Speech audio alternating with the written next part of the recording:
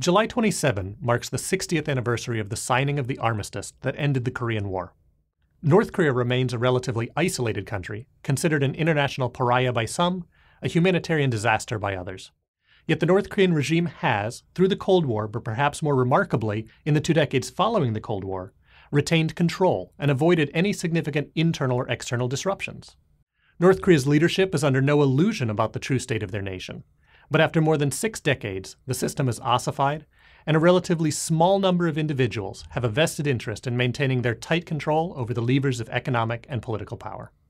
The leaders see a need to restructure the economy, but also recognize the social and political implications of such a change, and they're neither willing nor able to effect any rapid reform. Yet there are signs of changes in North Korea. Even before the death of Kim Jong-il, North Korea had begun seeking alternatives to its economic dependence upon China, and ways to improve the internal economy. By early 2011, then North Korean Premier Chae Young-rim began to make very public tours of North Korean economic sites, from new construction to factories to farms.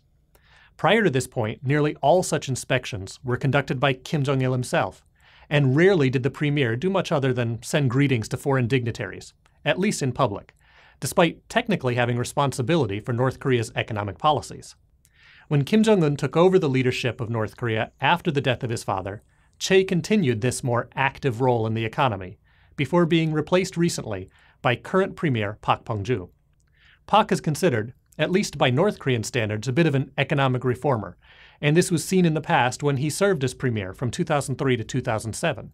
His return highlights a willingness of the North Korean leadership to rely on the expertise and experience of technocrats like Park, and like Chae, he makes regular public inspections of various economic projects in North Korea, as well as visits to China. This is not to say that North Korea is about to open as China did in the late 1970s, but there are signs of experiments within its internal economy. According to the latest estimates by South Korea, the North Korean economy grew at its fastest pace in 4 years in 2012, up some 1.3%, based on increased manufacturing and improvements in the agriculture sector. But North Korea is not only relying on internal changes. There have been signs that North Korea is courting India as a potential source of investment in steel and manufacturing, and Pyongyang has floated additional openings for low-cost manufacturing to the Europeans.